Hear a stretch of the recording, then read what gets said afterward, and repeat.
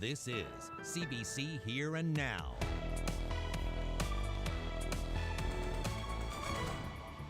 Sewage, raw sewage. So we got covered and the land got covered. They got rid of, they raked up the toilet paper, but there's still sewage here.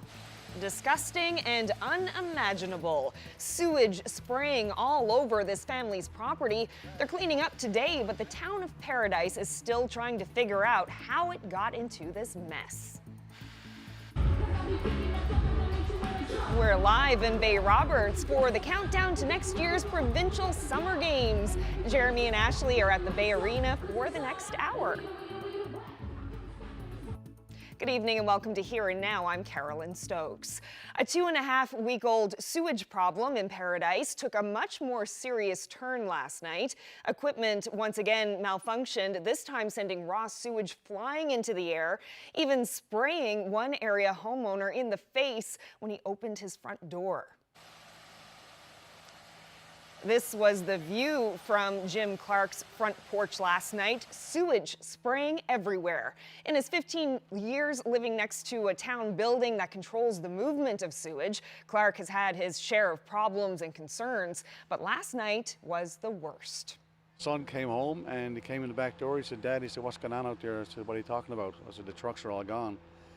And he said, "Well, you better have a look out front." So when we came out, it was about 30 feet in the air. It was spraying up from the pumps and blowing all over here and blew over us. And the land right here was just absolutely full, probably about like a foot or 2 feet of it. What was spraying 30 feet in the air? Sewage, raw sewage. So we got covered and the land got covered. Now, Paradise has a major problem on its hands. It's been trying to find out why the sewage pumps under this lift station stopped working in mid-August. The town's engineers are on site, so are outside consultants. Heavy-duty mechanical equipment and large trucks are running 24 hours a day, but the workers are just so busy dealing with the day-to-day sewage from homes that they can't access the broken pumps which are underneath the lift station. It's all costing the town $50,000 a day. Last night, another setback, a surge of pressure in the equipment led to sewage spraying openly. The mayor went to Clark's home today to apologize and committed his council to considering Clark's request that the town buy his property so he can move. I sympathize with him. That's what I'm saying. That's why I went down and visited with him. I said, I'm very sorry. I understand. Obviously, this is a very, very dire situation, and we're doing everything we can to, help you in this situation. That's what we've been doing ever since the situation happened on August 12th. As for how long it will take to fix the problem for good, Bobbitt says the town just doesn't have an answer. We'll come back to this story and bring you my interview with Jim Clark in 25 minutes. So we've got the glue sticks, the pencils, crayons, the exercise books, do-it-tangs in 6 or 7 different colors. Parents, there's only a few days left to get all of this stuff before school starts. Coming up on Here and Now, we'll have some tips. There has been a privacy breach at a hospital in the province, and now the RCMP is investigating. Eastern Health says the breach happened at the Burin Peninsula Healthcare Centre, where the personal information of 4 people was recorded by what the health authority calls an unauthorized party. The information involved 2 Eastern Health employees and 2 people who used the hospital services. Eastern Health says all 4 have been notified. Well, drug enforcement officers with the Newfoundland Liquor Corporation had a busy summer seizing black market cannabis. Today, the NLC showed off more than 240 pounds of cannabis seized since June, along with other cannabis products, including concentrates and edibles.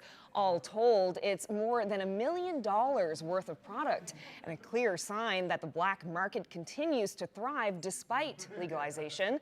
NLC executive Sean Ryan says making busts is just part of the battle. Cannabis users need to be convinced that it's better to buy the drug legally. You need to look at the product that you're dealing with. There's no quality assurance. Some reports find everything from fecal matter to fertilizers to pesticides, all of these types of things. So the adult choice and responsible user needs to really know that, and it's our job as a part of this phase is to try and educate the consumer insofar as, look, I know this may be convenient for you, but do you have any idea what you're putting in your body? Well, it's a little lonely in the studio tonight. Jeremy and Ashley hit the road this afternoon for Bay Roberts.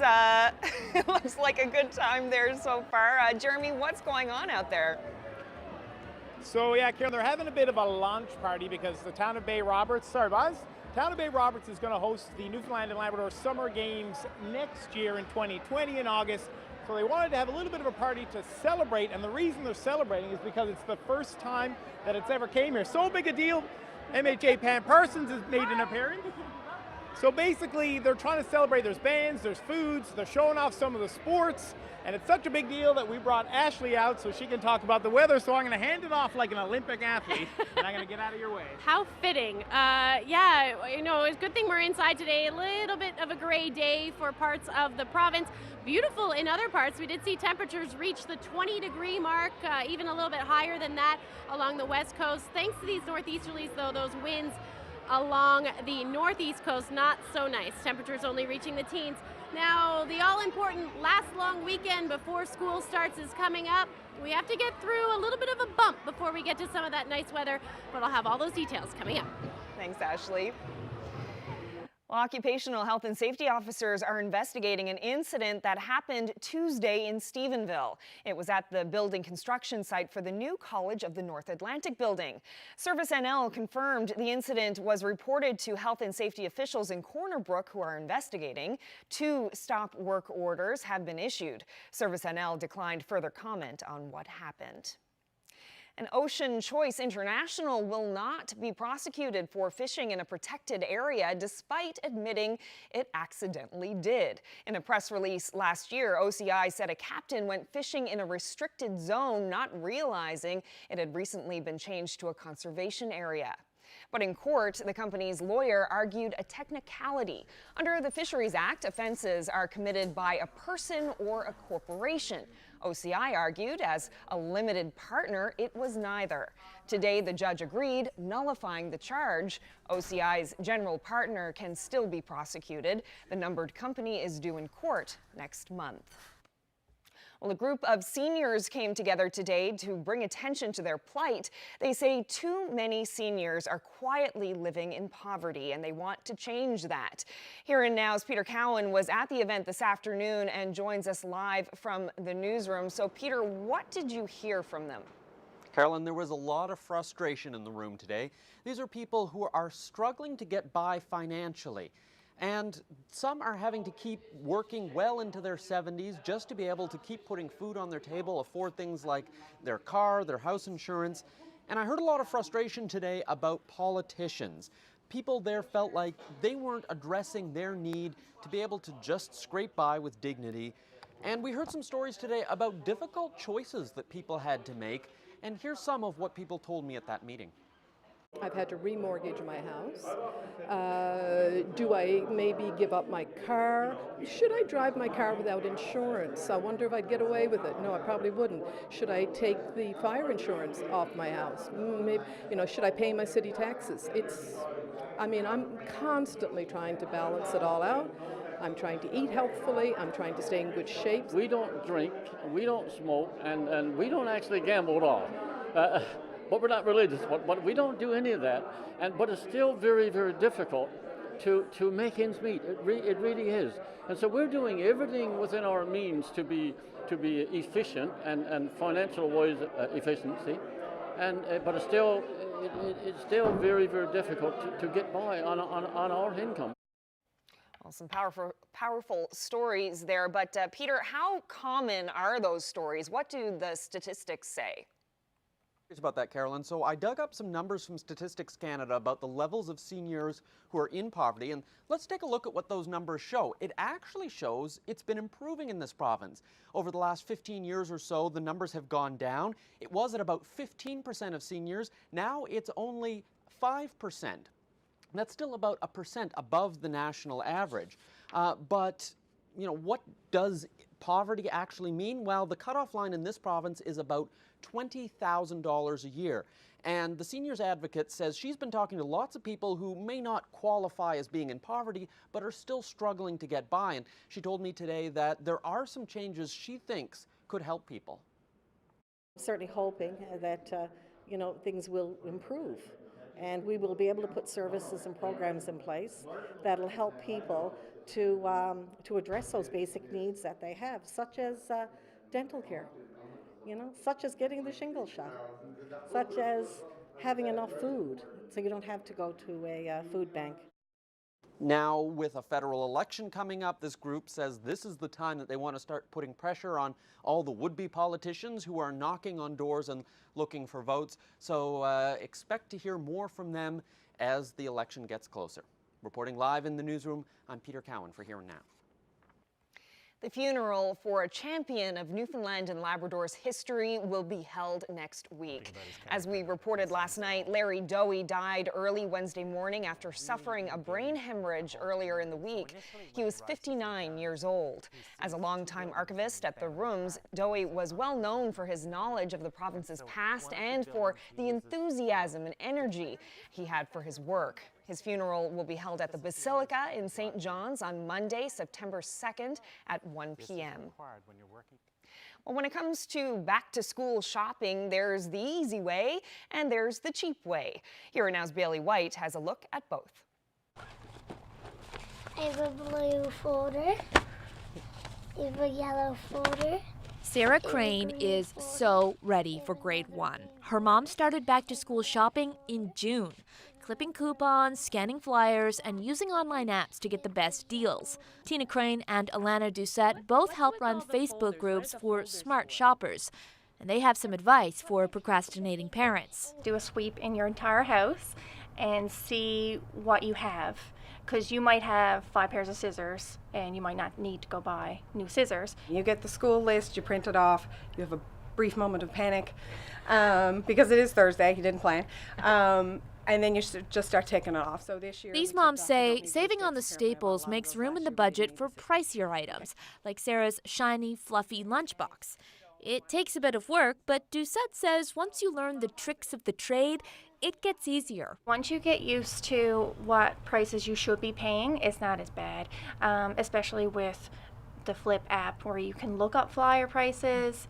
It makes it so much easier. So lots of kids love back-to-school shopping, but lots of parents, not so much. And more parents are gravitating towards online shopping. In fact, there's even a local business now that's gotten its hands on hundreds and hundreds of school supply lists for local schools, so you can get everything you need without leaving the house. There are hundreds of these kits ready to be delivered directly to schools all over Newfoundland and Labrador. Dixon Company has been offering this service for a few years, inspired by frazzled parents. I can't find yellow duotang folders anywhere in the city. Please help me. I need these 12 different folders and I can't find them. So we thought there's got to be a way to make it easier for parents. Duotangs, pencil cases, notebooks, the store supplies the works. Does it cost a little more? Byrne says prices are competitive. We're here to help our customers and make shopping easier, a better way for them. Byrne says they're still getting orders for back-to-school kits. Some parents cut it pretty close. In the past, they've even taken orders on the first day of school. So there is still time to get all your shopping done. Bailey White, CBC News, St. John's.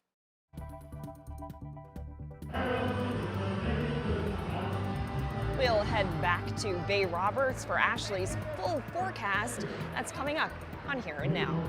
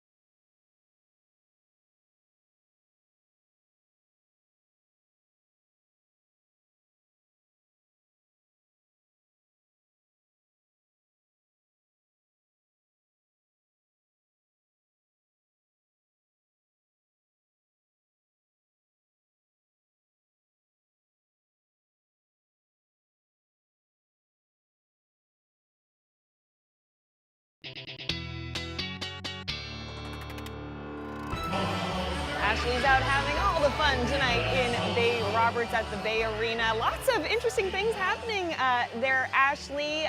And as for the weather, it was a pretty chilly day today.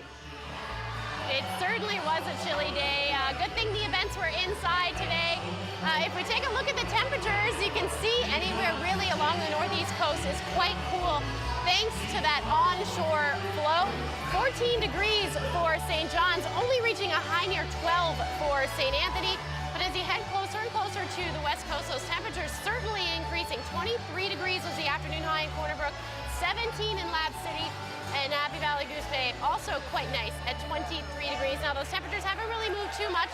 Happy Valley Goose Bay now sitting at 21 degrees and 13 in St. John's. But as we head through the next couple of hours, those clearing skies will continue, at least for most of creeping towards central as we head into the overnight hours. Otherwise, what remnants of tropical depression Erin are starting to make their way over the Maritime provinces and just inching into Lab City, some of that cloud cover associated with that system. And overnight tonight, we are looking at that rain pushing in with it. Could be heavy at times through central Labrador, heading towards the coast as well. Gonna stay generally gray for most of the island, like I said, other than potentially central, which we'll see some clearing skies. And then those winds are really going to ramp up for parts of the southern half of the island, especially around the Rec House area, Port aux Basques as well. But those temperatures sitting around 15 degrees overnight tonight. We're going to start to see that humidity move in as well. 15 degrees for Corner Brook overnight. St. John's sitting at 11. Those winds still light though, south 10, 15 kilometers per hour. And then St. Anthony sitting at 10 degrees as well with that chance of showers. Now along coastal Labrador, you're going to see that heavier rain move in towards the early morning hours. Happy Valley Goose Bay 14 degrees tonight. And Lab City sitting at 13. There's those southerly winds though, 10 to 15 kilometers per hour. So the winds will ramp up overnight. Strongest winds for the Rec House area, upwards of 110 kilometers per hour. There is a warning in place. That's where we're going to see most of that wind, but the strongest winds will head along the south coast, really any coastal areas into tomorrow afternoon and evening. Could see gusts upwards of 70 kilometers per hour. And with that, as far as the rain goes, we're looking at the most of that rain pushing through tomorrow afternoon, especially for southeastern Labrador, and then just really scattered showers or showers possible for the rest of the island.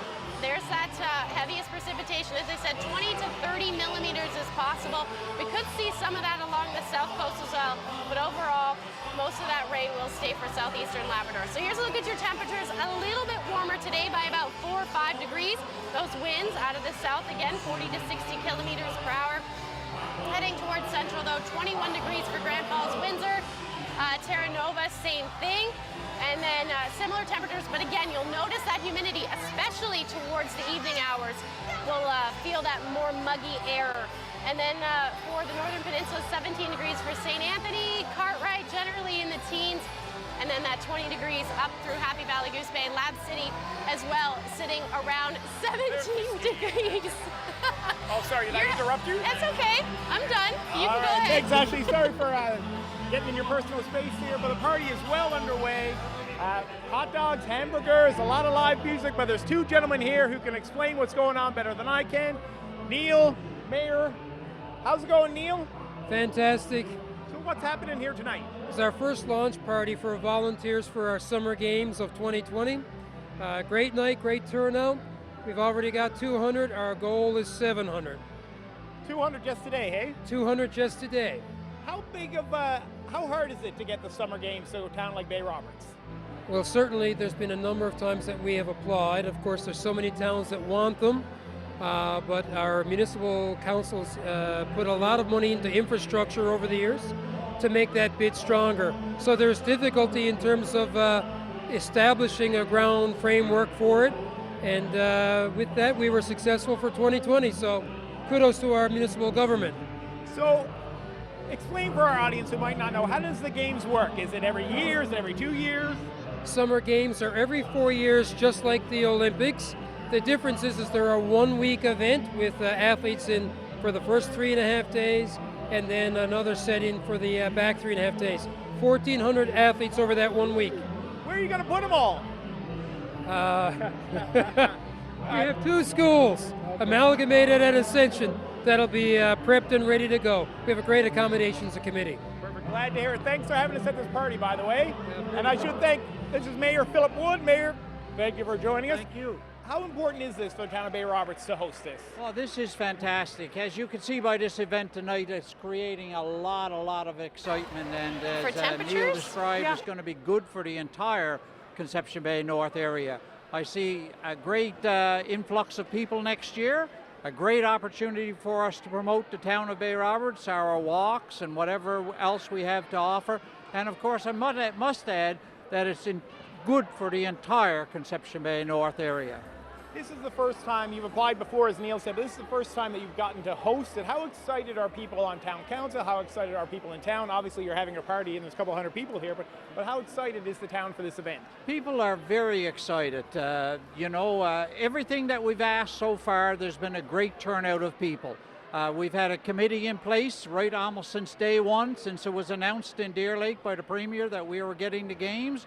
We've had a committee working. We got a games manager hired now. And there is a lot of excitement with a lot of people coming out today. And a lot of seniors coming out today who are wanting to get involved with the community. Bay Roberts is a community that has always been very proud and have a lot of pride in the area. And these people now really proved that point to us today. Well, I certainly appreciate your time, sir. Thank you so much. Neil, thanks for your time. Thank you. And the games are, when are the dates? August 15th. I thought it was on the sign, sorry. It's not. August 15th to 22nd. 2020. All right, well, thank you very much for having me both. Carolyn, that's it for me right now in Bay Roberts. We're going to throw it back to you in the studio. All right, thanks, Jeremy. We'll talk to you in a bit.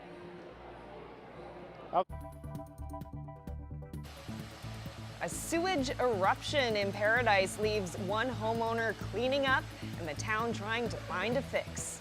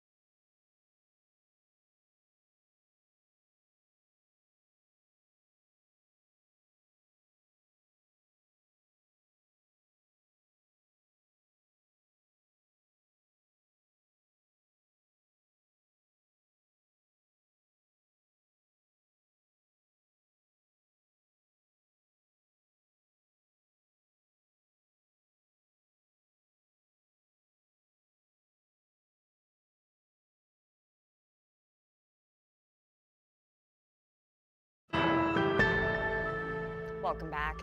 Returning now to tonight's top story, a family in Paradise is dealing with a terrible mess after raw sewage was sprayed on their home and property after a mechanical failure at the neighboring lift station. This morning, I visited the homeowner, Jim Clark, who says he's dealt with this disgusting problem many times before. Well, last night my son came home and he came in the back door. He said, "Dad," he said, "what's going on out there?" I said, "What are you talking about?" I said, "The trucks are all gone." And he said, "Well, you better have a look out front." So when we came out, it was about 30 feet in the air. It was spraying up from the pumps and blowing all over here and blew over us. And the land right here was just absolutely full, probably about like a foot or 2 feet of it. What was spraying 30 feet in the air? Sewage, raw sewage. So we got covered and the land got covered. And So the sewage was spraying 30 feet in the air and you got covered in it? yes, yeah. You know, myself, my wife, and my son. What was that like? Absolutely horrible. Yeah. You know? But, you know, and we're also concerned, we got grandkids as well. They can't even play out here in the yard anymore. Or, you know, it's totally useless to us now.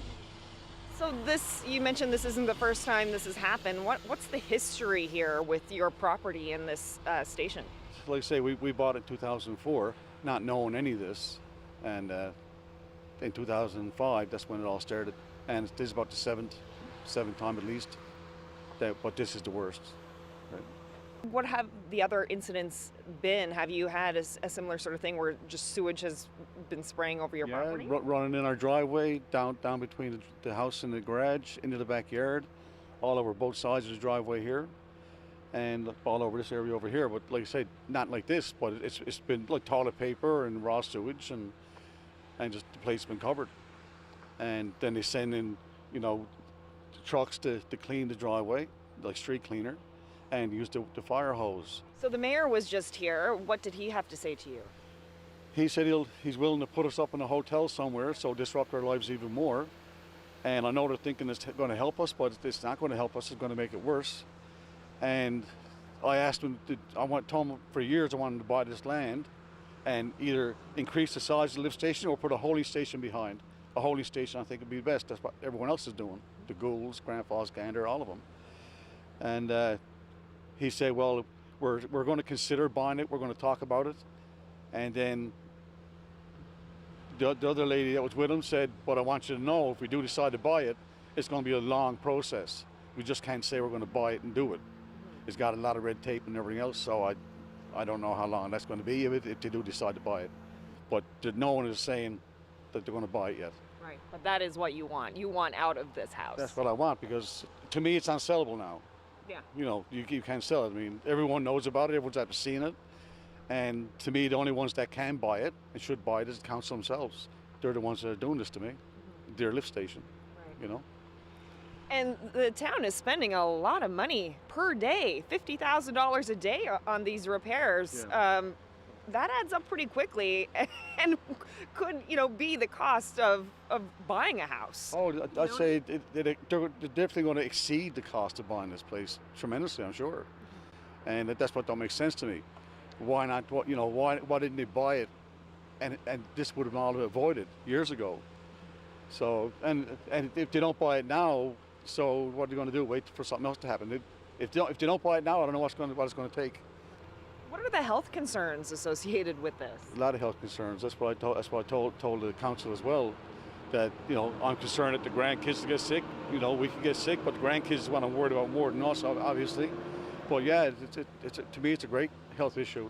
They said they're going to do some air testing and sample testing of the soil and stuff, and they said they'll see where it goes from there. But in the meantime, we're living here, you know, and it was spraying over us here. It's spraying over our whole house. So are they going to clean the house, or, you know what I mean? It's pretty bad. Well, from a homeowner's nightmare to a dream come true for a retired St. John's car salesman who sold the first Ford Mustang when it rolled off the assembly line. Harry Phillips always wanted to see that car again. It's on display in a museum in the United States. Now, through the generosity of others, he'll get to check that off his bucket list. Cease reports. Thank you so much. Harry Phillips doles out autographs with the flair of a rock star. That Mustang he sold in April of '64, the first off the production line, serial number 001, puts him in the annals of automotive history. Even though the car is on museum display in the U.S., he hasn't seen it since he sold it. I've often looked at it on internet again and stare at it and say, there it is. This is as close as I ever got to it once it was sold. Now he gets to see it up close. A local campaign to get him to the car before his 85th birthday in December started a few weeks ago. And now 3 business people, Chris Griffiths, Derek Aylward, and Carl Hamlin, are donating money to send Harry and his granddaughter, Stephanie Mealy, to the Henry Ford Museum in Dearborn, Michigan. The iconic, classic American muscle car, a white convertible, still has its Newfoundland license plates front and rear. Museum officials say it's the most popular vehicle in their display, and the company argues it's the most popular sports coupe in the world. The people behind the local campaign say it simply had to happen. It's very important because it's a big piece of the automotive history in Newfoundland. I think the most important thing was just to make this dream happen for this gentleman. I got to sit in it. I hope I'm able to sit in it and get a picture taken in it. Just don't sell it. No. I should take the serial number off it. He'll get the red carpet treatment too. Philip's role in the sale of the Mustang will become part of the museum archives. The timing of this has been timed so they can actually record it. They want to record the entire visit to reunite him. They want to interview him. They want to add it as part of the archive, and they're going to treat him like royalty. Phillips and his granddaughter will be at the Henry Ford Museum on September 27th. Cease here, CBC News, St. John's. Now to another kind of car story. Some Toyota owners are raising questions after waiting months for replacement parts. They're spinning their wheels trying to figure out when their cars will be repaired. They say Toyota is giving them the gears. CBC's Yvonne Colbert has the details.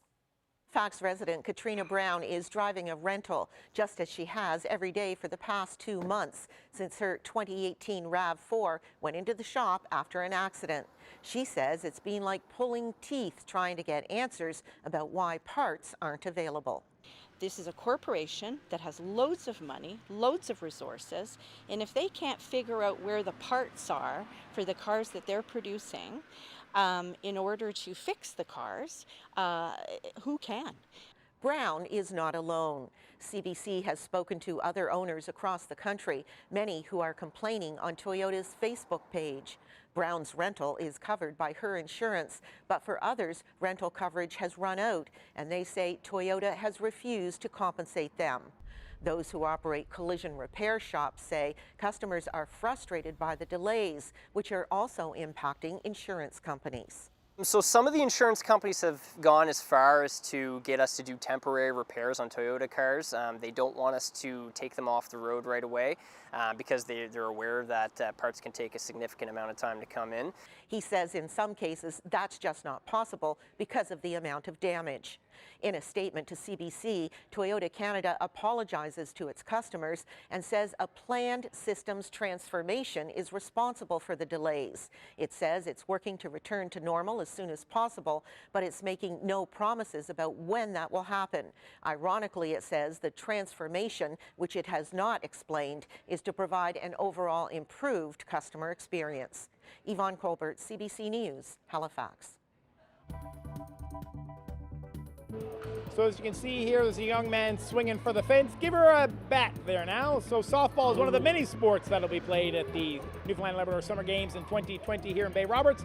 And coming up after the break, we're going to talk to some other athletes who may be taking part in the games. That's coming up after the break.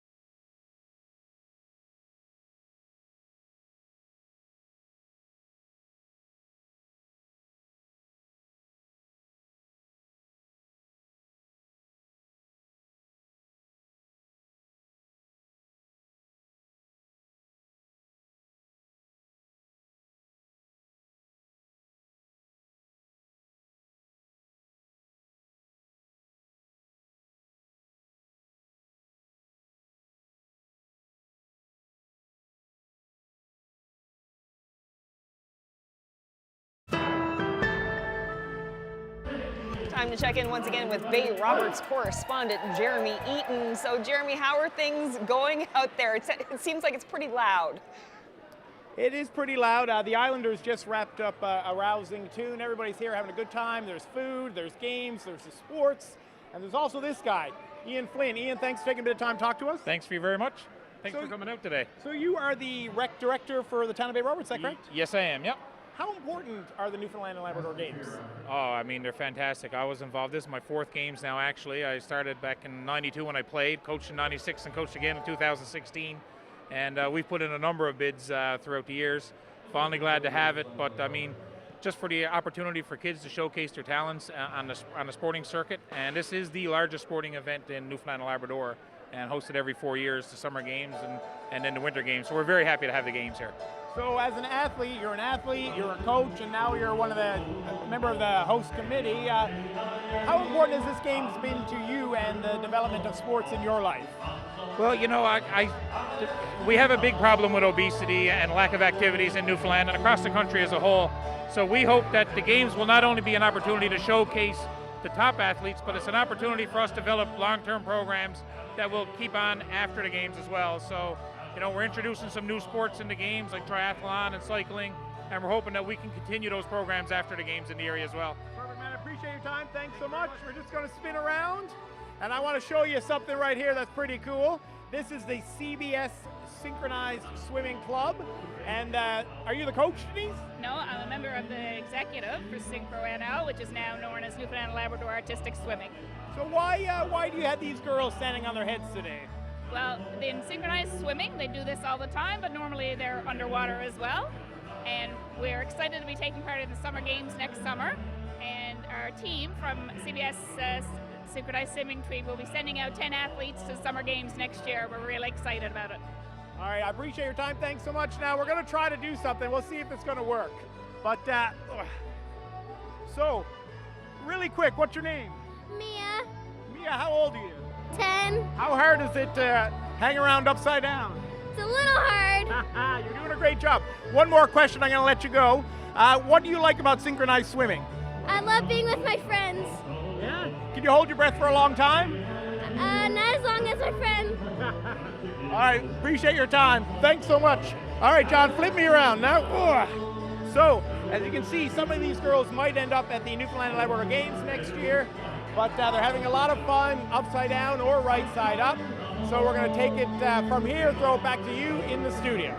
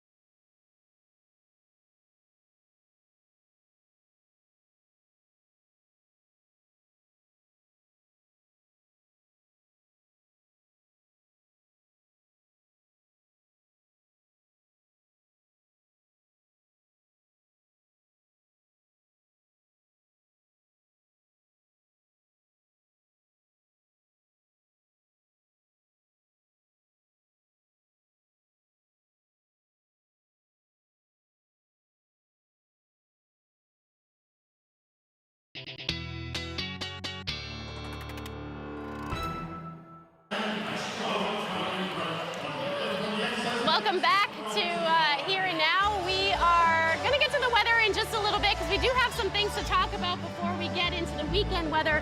But first, I am joined by Heather Mullally, and she is Cheerfully Twisted. Yes. The company name. And so you're here out doing what? We are offering the balloon making and face painting for this wonderful celebration. And I can't help but notice, but you are one of the most busy booths. And I don't think that there's probably a reason for that. And what is that? Yeah, oh my goodness. The kids just love it. They just love having it done. And we're always the busiest wherever we go. No matter what else is offered, it just seems like it's a magnet, you know, which is great, right? Right. So can you tell me a little bit about the business and what you do here? What I do here? I started the business several years ago, and I started out with just one person, and now I'm, sorry, I'm losing track. Started out just myself doing balloons, and then the following year I decided to hire a face painter. And then after the face painter, I got a great big bouncy castle. And this year we got an even bigger one. And now I've got a bunch of staff down here. We've got 5 staff now. And that wasn't breaking balloon, it was a hockey puck. So what are you doing right here? Can you make me a balloon? Can I make you a balloon? I was actually making. You're making a monkey.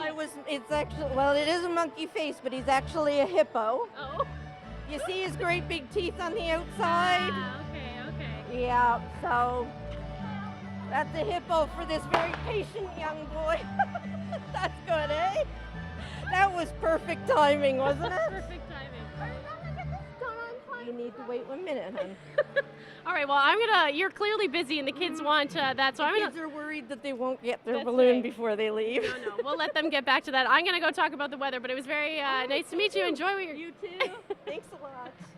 All right, so a little bit before the break, we were talking about the little bit of a hiccup that we got for the weather. And even more so down through the southern half of the United States. We've been talking about the first hurricane, major hurricanes. We'll take a look at that right now. That is Hurricane Dorian. And as we head into the next couple of days, this hurricane is going to strengthen, and it looks like it's going to be a major hurricane by the time that it reaches Florida. Really, don't be fooled by that, where those icons are right now. Really, anywhere in that cone is where we can make landfall. So certainly something that meteorologists are keeping their eye on as we head towards the long weekend. And if you do have any plans, it's time to start thinking about what you're going to do for that. So as we get a little bit closer to home, heading into the long weekend, we are going to see the remnants of Tropical Depression Erin, which we talked about a little bit earlier. That's going to move through, and then once that moves through, it actually looks like a pretty lovely weekend, certainly a lovely start to Saturday. We're looking at just a slight chance of some showers for the northern peninsula and up for Labrador. Otherwise, clearing skies again into Sunday. So here's a look at your temperatures, much warmer than what we saw or have seen most of this week for the northeast coast and central. 25 degrees it looks like we should reach for Saturday, with plenty of sunshine. Again, just that chance of showers along the west coast. 24 degrees for Corner Brook, 19 for Happy Valley Goose Bay, and then holding on to those cooler temperatures for Lab City, only reaching a high near 8 degrees, and that's kind of the beginning of some cooler temperatures over the next couple of days. So here's a look at the beginning of the long weekends. 25 again on Saturday, heading into Sunday and Monday. It does look like nothing but sunshine, maybe a few cloudy periods in the way for St. John's and eastern Newfoundland, but overall those temperatures near seasonal. Overnight lows not too bad either, going down to about 11 degrees Sunday night, Monday 12 degrees, and then that best chance of showers will be for Tuesday and 18. Now for central Newfoundland, 21 degrees tomorrow, 26 for Saturday, and then you're looking at a little bit of a cool down. I'm going to hang on to that humidity for a little bit as well. Monday, plenty of sunshine and 22 degrees, and then again, best chance of showers will be for Tuesday and still sticking around with those 20-degree temperatures. Now for western Newfoundland, tomorrow again some windy conditions, especially for the Port aux Basques area and the Rec House, where you're going to see winds tonight specifically upwards of 110 kilometers per hour, but gusty winds tomorrow as well. And then into Saturday and Sunday, hanging on to that chance of showers through the day. Not too much though, should certainly see the sun peek out. And then Monday looks like the best day so far of the weekend at 21 degrees and Tuesday 22. Now up through Labrador, mentioned a little bit of a cool down as we head towards the end of next week, or the beginning of next week rather. The end of the weekend looks lovely, 15 degrees and sunshine, and then it looks like showers for both Monday and Tuesday, but still hanging on to those 20-degree temperatures at least the beginning of the week, and then dipping a little bit. You can see overnight at 6 degrees. And then for western Labrador, 17 degrees for your Friday. There's that cool down on Saturday, but your overnight low Saturday night, 1 degree. So definitely nearing that 0 degree mark, which is not necessarily something that we want to see in the forecast, but heading towards the end of the weekend.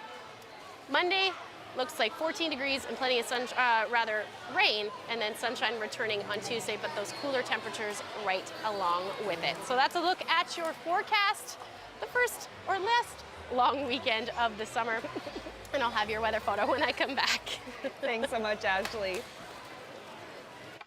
Well, the beginning of the federal election campaign is not far off, and the parties are now focusing on issues they see as key, among them climate change. Hannah Thibodeau looks at the competing plans so far.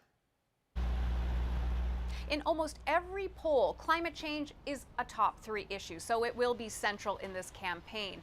And the Liberals will continue to try to tie Ontario Premier Doug Ford with Conservative leader Andrew Scheer, because they feel this is a winning issue for them, and they will continue to say that the Conservatives are not serious about climate change.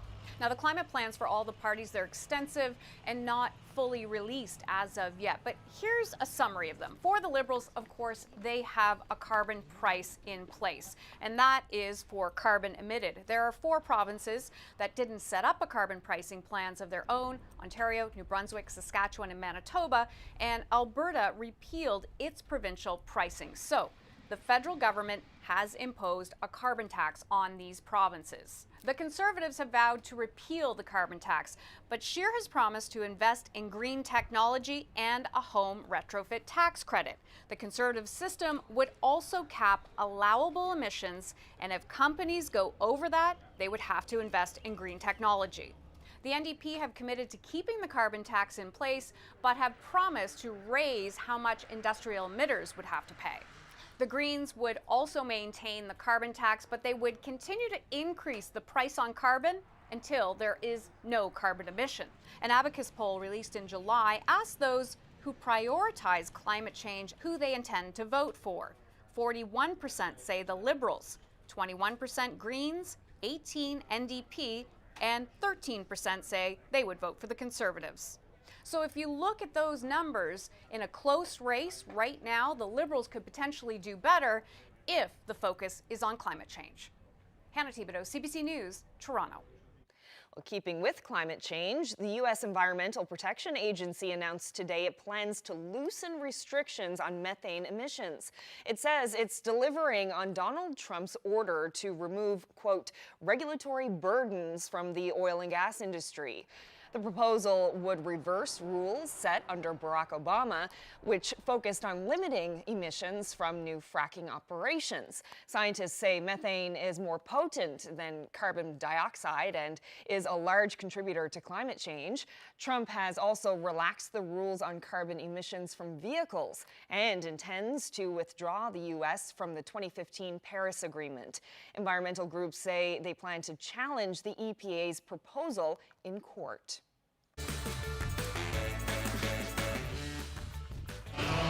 I want to know where you're to. Renee Olivio sent us this wonderful photo that I know Carolyn is happy about. I'll tell you where this is to when we come back after the break.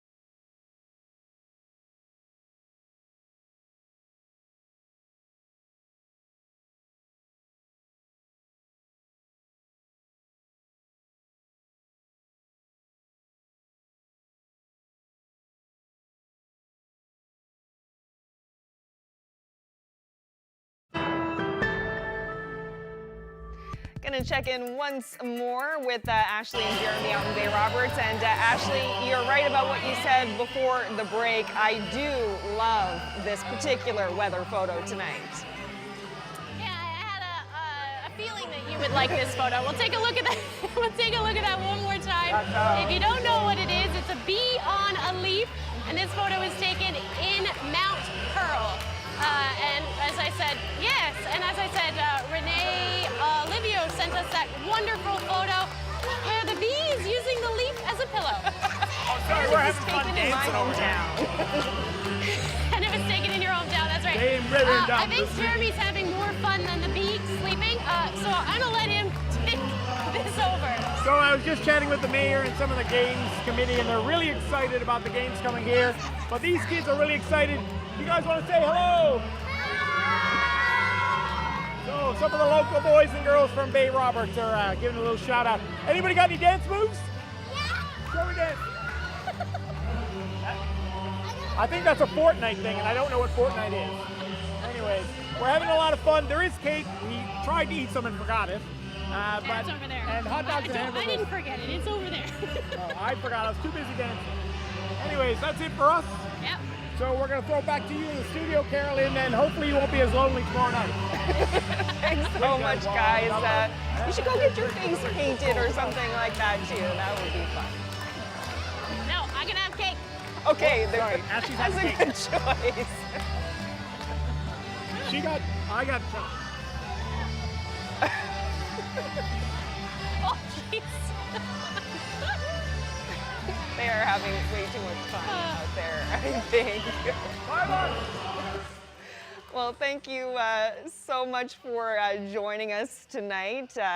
And hopefully we will see you back here tomorrow. Enjoy your evening. I hope you enjoy your evening as much as Ashley and Jeremy are enjoying theirs right now. Good night, everyone.